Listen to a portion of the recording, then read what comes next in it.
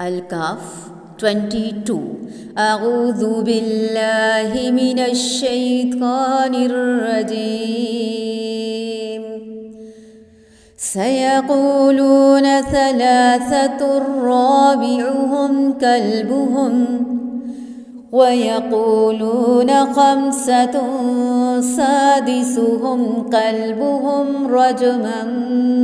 بالغيب ويقولون سبعة وثامنهم كلبهم قل ربي أعلم بعدتهم ما يعلمهم إلا قليل فلا تمار فيهم إلا مراء ظاهرا ولا تستفت فيهم منهم أحدا سیقولون عنقریب وہ کہیں گے ثلاثتن تین تھے رابعہم چوتھا ان کا کلبہم کتا تھا ان کا ویقولون اور وہ کہیں گے خمسۃن پانچ تھے سادسہم چھٹا ان کا کلبہم کتا تھا ان کا رجمن بات پھینکتے ہوئے بالغیبی بن دیکھے یقولون وہ کہیں گے سبعتن سات تھے وثامنہم اور آٹھواں ان کا کلبہم کتا تھا ان کا کل کہہ دیجئے ربی رب میرا عالم زیادہ جانتا ہے بعدتہم تعداد ان کی ما نہیں یعلمہم جانتے انہیں الا مگر قلیل تھوڑے فلا تو نہ تمہاری آپ جھگڑا کیجئے فیہم ان کے بارے میں الا مگر میراً جھگڑنا ظاہراً سرسری ولا اور نہ تستفتی آپ پوچھئے فیہم ان کے بارے میں منہم ان میں سے احدن کسی ایک سے۔ یہاں اللہ تعالیٰ ہمیں بہت ڈیٹیل سے بتا رہے ہیں کہ کچھ لوگ تو کہیں گے کہ اصحاب کاف تین تھے اور چوتھا ان کا کتا تھا، کچھ کہیں گے کہ پانچ تھے اور چھٹا ان کا کتا تھا۔ غیب کی باتوں میں اٹکل پچو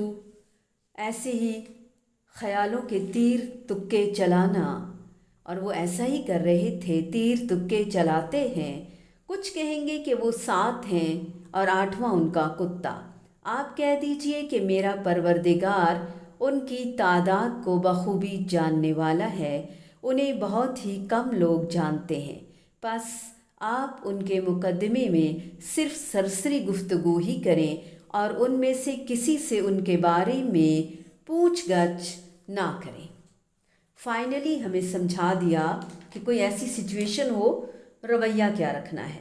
کہنے والے اور ان کی مختلف تعداد بتانے والے عہد رسالت کے مومن اور کافر تھے، خصوصاً اہل کتاب جو کتاب سماویہ سے آسمانی کتب سے آگاہی اور علم کا دعویٰ رکھتے تھے، یعنی علم ان میں سے کسی کے پاس نہیں ہے۔ جس طرح بغیر دیکھے کوئی پتھر مارے، یہ بھی اسی طرح اٹکل پچو باتیں بنا رہے ہیں، کر رہے ہیں۔ اللہ تعالیٰ نے صرف تین قول بیان فرمائے۔ پہلے دو اقوال کو رجمن بالغیب ظن اور تخمین کہہ کر ان کو کمزور رائے قرار دیا۔ تیسرے قول کا ذکر اس کے بعد کیا، جس سے بعض اہل تفسیر نے یہ استدلال لیا کہ یہ انداز اس قول کی صحت کی دلیل ہے، اور فی الواقع ان کی تعداد اتنی ہی تھی۔ بعض صحابہ رضی اللہ تعالی عنہم سے مروی ہے کہ وہ کہتے تھے کہ میں بھی ان کم لوگوں میں سے ہوں جو یہ جانتے ہیں کہ اصحاب کہف کی تعداد کتنی تھی۔ وہ صرف 7 تھے، جیسا کہ تیسرے قول میں بتلایا گیا۔ یہ ابن کثیر کہتے ہیں، یعنی صرف ان ہی باتوں پر اکتفا کریں جن کی اطلاع آپ کو وحی کے ذریعے سے کر دی گئی، یا پھر تعین عدد، تعداد کا تعین، اس میں بحث اور تکرار نہ کریں، صرف یہ کہہ دیں کہ اس تعین کی کوئی دلیل نہیں، یعنی بحث کرنے والوں سے ان کی بارے میں ان کے بابت کچھ نہ پوچھیں، اس لیے کہ جس سے بھی پوچھا جائے اس کو پوچھنے والے سے زیادہ علم ہونا چاہیے، جبکہ یہاں معاملہ بالکل اس کے برعکس ہے۔ آپ صلی اللہ علیہ وآلہ وسلم کے پاس تو پھر بھی یقینی علم کا ایک ذریعہ وحی موجود ہے، جبکہ دوسروں کے پاس صرف ظن ہے، وہم ہے، خیال ہے، اس کے زیادہ کی کوئی حقیقت نہیں۔ اللہ تعالیٰ نے تعداد تو نہیں بتائی، کیوں نہیں بتائی؟ تاکہ لوگ اصل سبق پر توجہ رکھیں، کہانی کو کہیں اس انداز میں نہ لیں کہ کتنے تھے، کتنے بجے نکلے، کتنے بجے سوئے، کتنے بجے اٹھے، کیا تاریخ تھی، ان چیزوں میں نہ پڑیں۔ سیکھنے کی بات جو ہے وہ سیکھ لی جائے۔ اور پھر فرمایا کم ہی لوگ ان کی صحیح تعداد جانتے ہیں، بس تم سرسری بات سے بڑھ کر ان کی تعداد کے معاملے میں لوگوں سے بحث نہ کرو اور نہ ہی ان کے متعلق کسی سے کچھ بھی پوچھو، کیونکہ اگر تعداد پتہ چل بھی جائے تو اس سے کیا فائدہ، کیا حاصل؟ اسی لیے تو ہمیں دعا سکھلائی گئی، اللہم انی اعوذ بک من علم لا ینفع۔ اللہ تعالیٰ، اے اللہ، ایسے علم سے ہمیں بچا جو نفع بخش نہ ہو، فائدے مند نہ ہو، ایسا علم جو ہمیں فائدہ نہ دیتا ہو، اس سے ہمیں بچا۔ تو اصحاب کہف کے نام کیا تھے؟ نام سے زیادہ ان کا کام جاننا ضروری ہے۔ پھر ان کی تعداد میں اختلاف، پھر ادھر ادھر کی لا یعنی لا حاصل باتیں،